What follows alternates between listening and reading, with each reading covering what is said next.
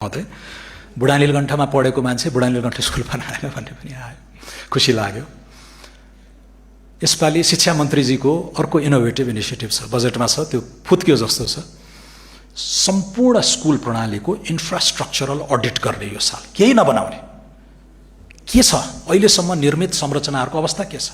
हामीले सुन्दै आएका छौँ, फलानो गाउँमा 15 जना मास्टर 10 जना विद्यार्थी भन्ने त सुन्दै आएका छौँ।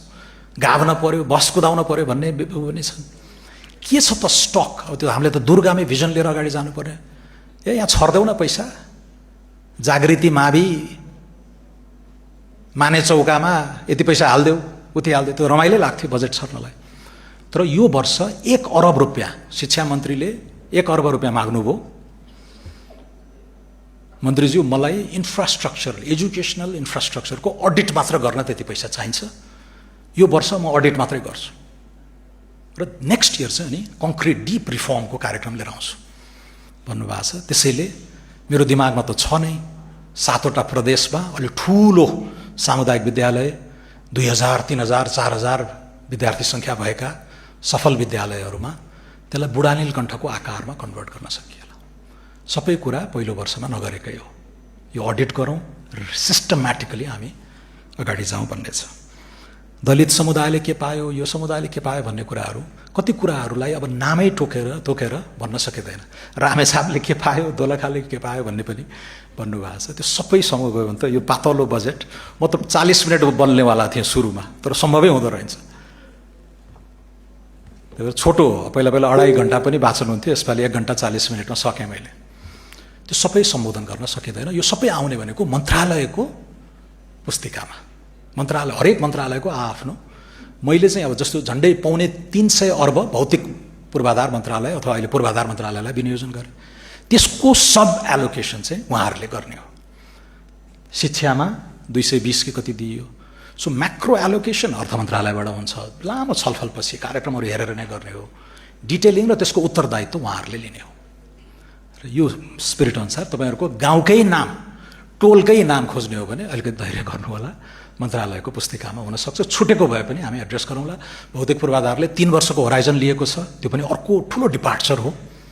मिडियम टर्म एक्सपेन्डिचर फ्रेमवर्कमा चाहिँ 3 वर्षको प्रक्षेपणबाट ऊ अगाडि बढिरहेको छ। त्यसले यो केन्जियन स्टिमुलस भन्छ, स्टिमुलेट गर्न खोजेकै हो, यो शिथिलतालाई चिर्न खोजेकै हो। लोक कल्याणकारी राज्यका हाम्रा अनिवार्य दायित्वहरू, पहिलेका कमिटमेन्टहरू एउटा पनि काटेका छैनौँ, बरु थप समृद्ध बनाएका छौँ। नयाँ दिशा पनि लिनु पर्यो। टेक्नोलोजी, इनोभेसन, न्यू इन्डस्ट्रिज, इन्फ्रास्ट्रक्चरमा यत्रो ठुलो फिस्कल कन्स्ट्रेन्ट छ, कसरी यसलाई कम्प्लिमेन्ट गर्ने, निजी रिसोर्स, डायस्पोरा, सौम्य शक्तिका कुराहरू छन्, औद्योगिकरणका कुराहरू छन्। ट्याक्स रिफर्ममा 4 हप्ताको मेहनतले हामीले income tax, value added tax, excise, customs, अन्य करहरूलाई एकैचोटि रासनलाइज गरेका छौँ र यसलाई थप समृद्ध गर्दै केही छुट्या हुन सक्छन् 2-3वटा, यसलाई अब अर्को 5वटा बजेटमा थप उन्नत बनाउँदै अगाडि लाने नै हो। र बजेट भनेको यो सर्वस्व होइन। यो 21 खर्बले कायाकल्प हुने होइन, 21 खर्बले बिउ रोपिदिने हो। अर्थतन्त्र त 70 खर्ब जतिको हुँदैछ। मेरो अर्जुन दृष्टि त्यता छ। 74 खर्ब नगाउनु पर्यो यो आर्थिक वर्षको अन्त्यमा। 7% को रियल इकोनोमिक ग्रोथ गराउनु छ। तर यो गरिएको सार्वजनिक खर्चले उद्वेलित गरोस्। हामीले 1 रुपियाँ यहाँ खर्च गऱ्यौँ यो सार्वजनिक कोषबाट भने 5 रुपियाँ निजी क्षेत्रले क्राउड इन गर्न सक्ने वातावरण बनाउन सक्यो भने बल्ल इकोनोमिक पोलिसीले सार्थ। तर लिमिटेसन छ। धेरै त अनिवार्य दायित्व हो, यद्यपि तलब सुविधा पनि खर्च हुन्छन्, इकोनोमीमा जान्छ, त्यसले चलायमान गर्छ, त्यसमा ट्याक्स हामी लगाउँछौँ, यताबाट उठ्छ। यो खालको एउटा मानचित्रबाट हामी अगाडि बढेका छौँ। अब धेरै कुराहरू आछन्, म टुङ्ग्याउँदै गर्दा स्वास्थ्य बिमाको बारेमा, चुरेको बारेमा, ग्रामीण पुनरुत्थानको बारेमा, गाउँ गाउँमा बाँदर समस्या इत्यादि सबै छन्। त्यो सम्बन्धित यो बजेट आएको 1 दिनमा, यो त अब वर्षभरि कार्यान्वयन गर्नु छ नि, त्यहाँ सफिसियन्ट फिस्कल रुम हुन्छ। सृजनात्मक कार्यक्रमहरू आयो भने मन्त्रीजीहरू बसौँला, कर्मचारीको टिम, निजी क्षेत्र बसेर वर्षभरि कार्यान्वयन गर्ने कार्यक्रममै हामीले यी कुराहरू सम्बोधन गर्न सक्छौँ। केही छुटेको जस्तो लागेको छ भने जेठ 15मा बजेट आयो, सिद्धियो, अब अर्को जेठ 15 कुर्नुपर्छ भन्ने होइन, बल्ल सुरु हो। इनफ्याक्ट यो आर्थिक वर्ष त टुङ्गेकै छैन। साउन 1 गतेदेखि बल्ल यो 21-24 को खर्चहरू सुरु हुन्छ। त्यसैले यसमा हजुरहरूका सृजनात्मक विचारहरू, कार्यक्रमहरू कतै जेन्युइन कुरा छुटेको हुनसक्छ, मानवीय त्रुटि भएको हुनसक्छ, अथवा ध्यान नपुगेको हुनसक्छ, पर्याप्त तयारी गर्न नपाइएको हुनसक्छ, बहसहरू छलफलहरूमा पनि केही कन्स्ट्रेन्ट थिए यसपालि। म मन्त्री बनेकै दिनदेखि नै होमिनु पर्यो, जबकि राष्ट्रिय योजना आयोगले सिलिङ तोकिदिसकेको थियो। यसमा पनि मैले टिप्पणी गरिहालौँ, राष्ट्रिय योजना आयोगले जानेरै थोरै सानो आकारको 1964 को बजेट उसैले अनुमति दिया हो पोहोर, तर उसले यसपालि चाहिँ 1890 के थाहा थियो भने नयाँ सरकार आउँदैछ, उसले आफ्नो हिसाबले यसलाई बढाओस्, यो 1890 चाहिँ मिनिमम होस् भनेर मन्त्रालयहरूलाई प्लानिङ गर्नको लागि न्यूनतम तोकिदिएको हो। त्यसैले योजना आयोगले तोकेको भन्दा 2 खर्ब बढी यताउता, त्यसमा कुनै बौद्धिक तुक छैन। अब सांसदज्यूहरूको मैले नोट गरेको छु, यो समय धेरै लाग्ने भाव हुनाले सायद त्यतातिर नजाउँ होला, 1-on-1 बायोल्याट्रली नै यसलाई टेकअप गरौँला। तर असाध्यै राम्रा सुझावहरूलाई मैले मनन गरेको छु र यसलाई अगाडि बढाउने नै हो, त्यसको लागि म धन्यवाद नै दिन चाहन्छु। अब अन्तिममा अहिलेको बहुचर्चित विषय, छोडे वाग्लेले कुटुकुटु अर्थ मन्त्रालयमा बसेर करसर चलाएर व्यापारी पोस्यो के भन्ने खालका पनि सुनिए। सांसदहरूले गरिमा, आफ्नो गरिमा आफै राख्नुपर्छ। यो सम्मानित सदनको ओज घटाउने कामतिर हामी लाग्नु हुँदैन।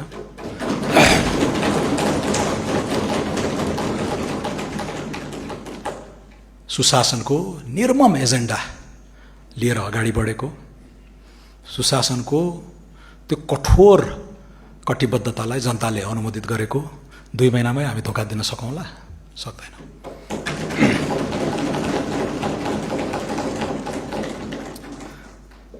र मैले आज सार्वजनिक लेखा समितिमा पनि भने, 1-2टा चाहिँ खोस्टाहरूले लेखे कि 2 अरबको आशंका इत्यादि भनेर। 2 अरब होइन, 2 रुपैयाँ बदमासी बेइमानी मबाट भएको छ भने म मन्त्री पद त्याग दिन्छु।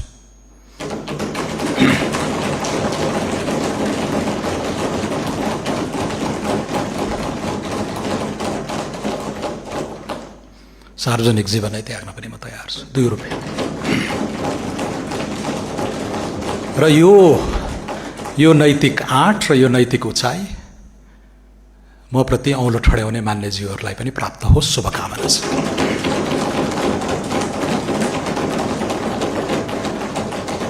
तपाईहरुका काण्डबारे हामी अनभिज्ञ हो र?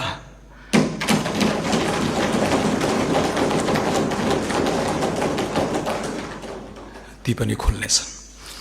अब भएको के हो त? भएको के हो? मलाई त 1 हप्ता 1.5 हप्ता अगाडि नै आएर भन्न मन लागेको थियो, तर अवसर पाइएन। अर्थ समिति र सार्वजनिक लेखाले अवसर दिनुभयो, अलिकति क्ल्यारिफाई गरियो।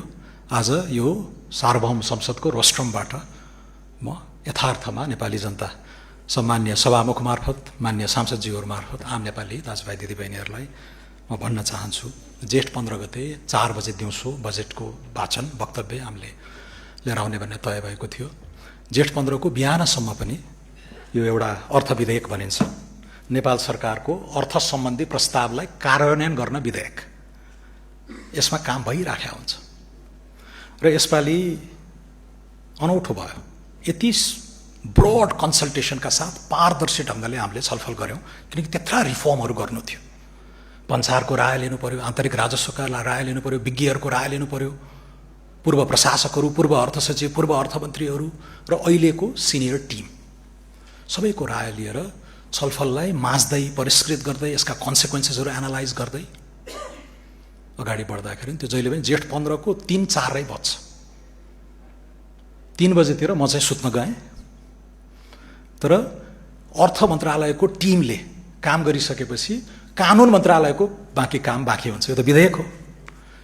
कानुन मन्त्रालयका सचिव सहित वरिष्ठ टिम पनि अर्थ मन्त्रालयमा आएर बसेको हुन्छ त्यो रात, र हामीले बुझाइदिइसकेपछि कानुनले यसलाई विधेयकको स्वरूप दिन्छ। त्यो प्रेसरमा काम गरिन्छ, सेन्सिटिभ कुरा छ, करका विषयहरू छन्,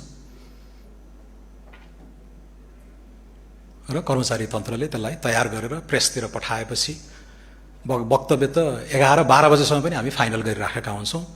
12 साढे 12तिर छपाईमा जान्छ, 4 बजे मैले यहाँ वाचन गरेको त्यो 3 घण्टा अगाडि मात्रै प्रेसमा गएको थियो। त्यो टाइम प्रेसर, अब यसलाई यति टाइम प्रेसरमा काम गर्न पर्छ, यसलाई सुधारे हुँदैन भन्ने विषय त्यो मनासिब नै छ। यी आयात सायातका कुराहरू पनि यो करले त्यहाँ प्रभाव पार्ने हो भने 1-2 हप्ता आयातै बन्द गरिदिउँ न भन्नेमा पनि छलफल गर्न सकियो, तर अहिलेसम्मको प्रचलन यो नै छ।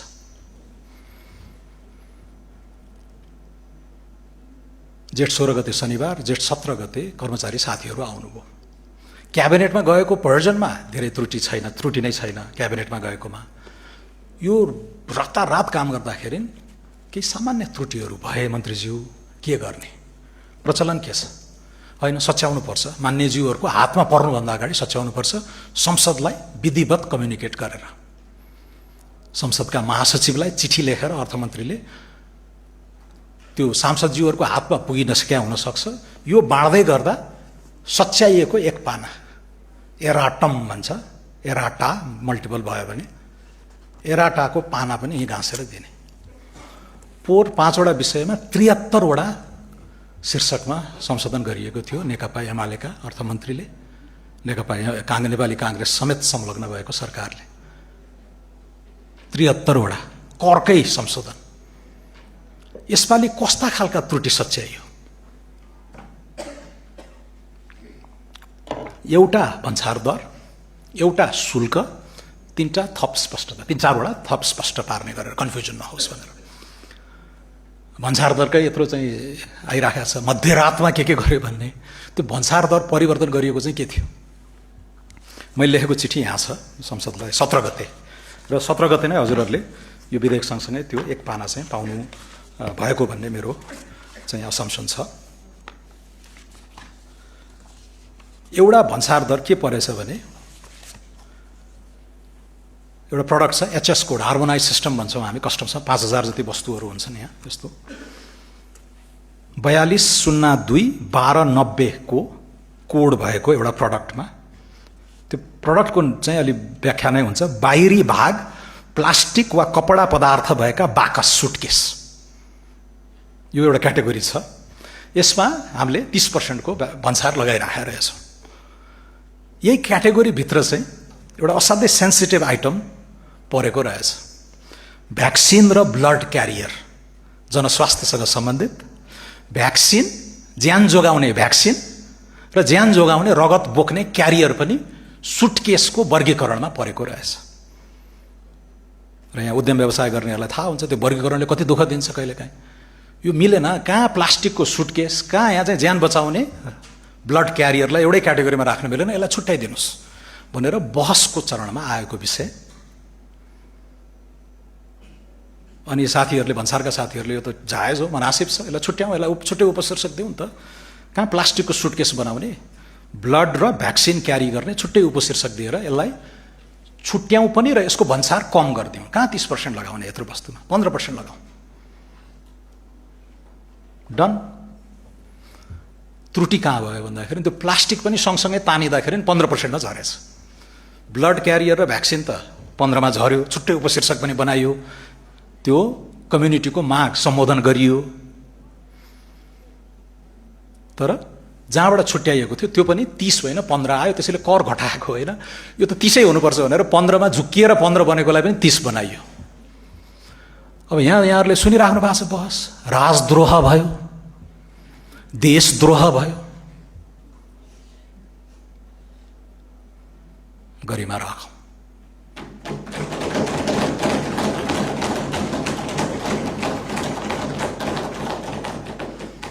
अर्को सच्याइएको मूल यही हो। अर्को चाहिँ इभीमा यत्रो मिडल क्लास एस्पिरेसनका कुराहरू छन्, 50 लाख भन्दा कम मूल्य, बजार मूल्य 50 लाख, तर भन्सारमा आइपुग्दा जुन हामीले CIF मूल्य भन्छौँ, कस्ट, इन्स्योरेन्स र फ्रेट को मूल्य जोडेर, फ्याक्ट्रीबाट आएको मूल्य जोडेर त्यो चाहिँ 20 लाख, ट्याक्स जोड्दाखेरि त्यो 43-45 कति पुग्छ। 50 भन्दा मुनिमा चाहिँ यसपालि मूल्य नबढाउँ, 50 भन्दा माथिलाई त्यसको छुट्टै कोड छ। आज मान्य विपिन आचार्यले पनि उल्लेख गर्नुभयो सार्वजनिक लेखामा, त्यो टक्सिसिटी, त्यो प्लास्टिक कन्टेन्ट, त्यो फरेन एक्सचेन्जको रिजर्भ, त्यो प्रिभिलेज नै हो, तपाईँ हामीले प्रिभिलेज लिएका हौँ। Shouldn't we tax that a little bit? तर 50 भन्दा मुनि त एस्पिरेसनल युवासँग जोडिएको विषय त अहिलेलाई नगरौँ, बढ्नु हुँदैन, बरु घटोस् नै भन्ने नियतले कहाँ चलाउने त? फ्ल्याट छ। योभन्दा अगाडि विचलन थियो, 5 अरबको बेरोजु महालेखाले लेखिसकेका थियो। यति ठुलो चलखेल, विकृत राजनीतिक अभ्यास, गठजोड, बिचौलिया, pick पावरमा।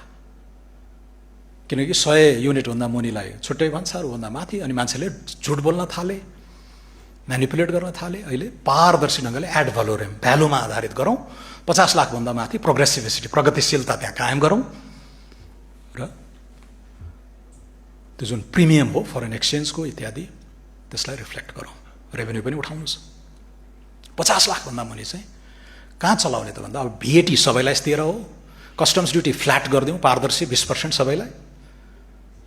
CIIF clean infrastructure investment fee, एक्साइजहरू हामीले त्यत्रो खारेज गऱ्यौँ, त्यसलाई कि आन्तरिक उत्पादन बढाउनको लागि रिप्लेस गऱ्यौँ, DPPF भनेर डोमेस्टिक प्रडक्ट प्रमोसन फी, कि यता क्लिन इन्फ्रास्ट्रक्चरलाई 10,000 चार्जिङ स्टेसन बनाउँछ, यत्रो लगानी छ, अहिले पनि कुरा आइसकेको छ। रोड डेभलपमेन्ट फी भन्ने हामी तपाईँहरू सबैले सवारी चलाउनेहरूले तिर्छौँ, 5% छ, यो 50 लाखभन्दा मुनि चाहिँ 2.5 गरिदिउँ नि त भन्ने भयो। त्यो लेखेरै गएको थियो द्रष्टव्यको रूपमा मलाई कर्मचारी साथी। बाइ द वे यो सबै मैले टाइप गरे होइन, कर्मचारी साथीहरूले टाइप गर्नुभयो यो त्यो उमा, र मैले त ओन गरेको हो।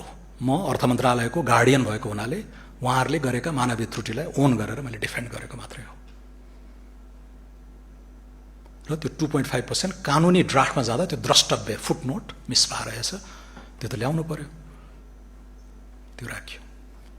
अर्को एक्साइज तिरेको, तर CIIF को ट्रान्जिसनमा नगइसक्दा त्यहाँ भन्सारमा आएका इलेक्ट्रिक गाडीहरूले अन्तशुल्क त तिरिसके, अन्तशुल्क पनि तिर्ने, फेरि यो नयाँ शुल्क पनि तिर्ने त गराउनु भएन, कन्फ्युजन भयो, स्पष्टता अलिकति कायम गरिदिनु पर्यो। अन्तशुल्क तिरिसकेकाहरूले यो दोहोरो कर लाग्दैन है, CIIF थप्नु पर्दैन भन्ने अर्को स्पष्टीकरण छ।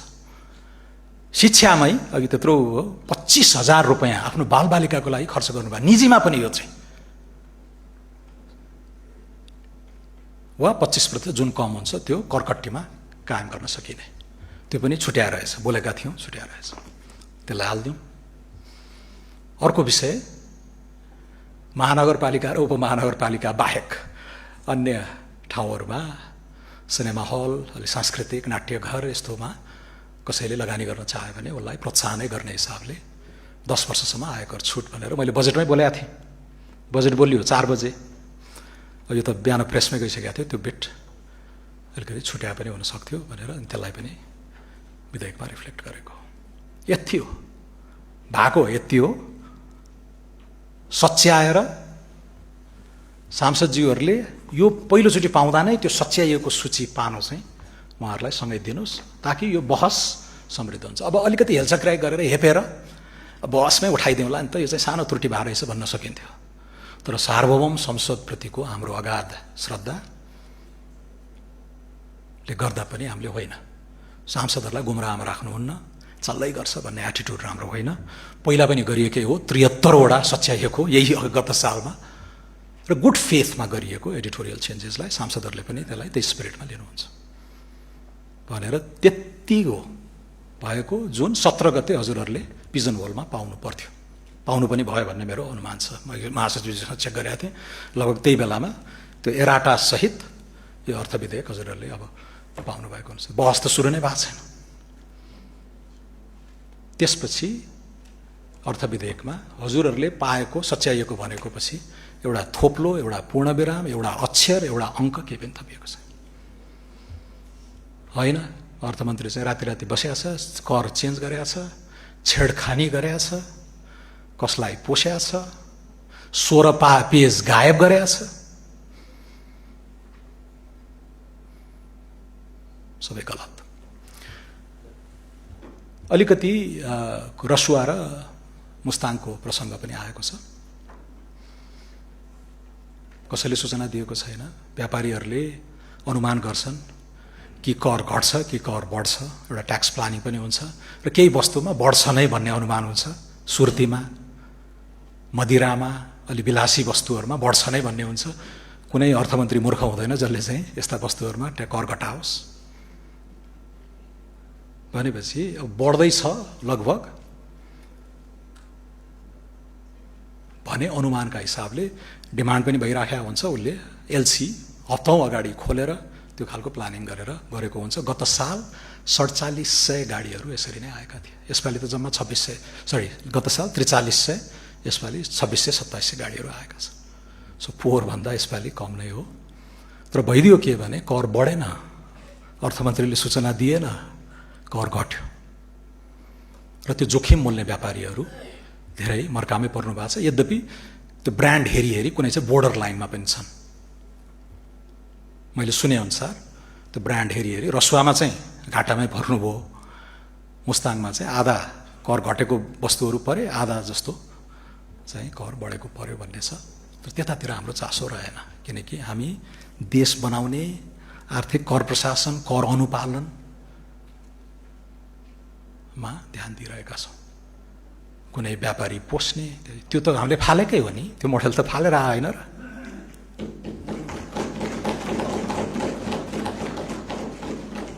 त्यसैले नै मैले भन्न सकेको हो, यहाँ सार्वभौम संसदको रोस्टरमा उभिएर मैले भन्न सकेको छु, 2 अरब होइन हजुर, 2 रुपियाँ बदमासी गरेको छ भने म यो पद त्याग्दिन्छु, सार्वजनिक पद नै त्याग्दिन्छु भन्ने नैतिक आँट, नैतिक उचाइ मलाई आरोप लगाउने मान्य सांसदज्यूहरूलाई पनि प्राप्त होस्। शुभकामना छ। हस्, धन्यवाद।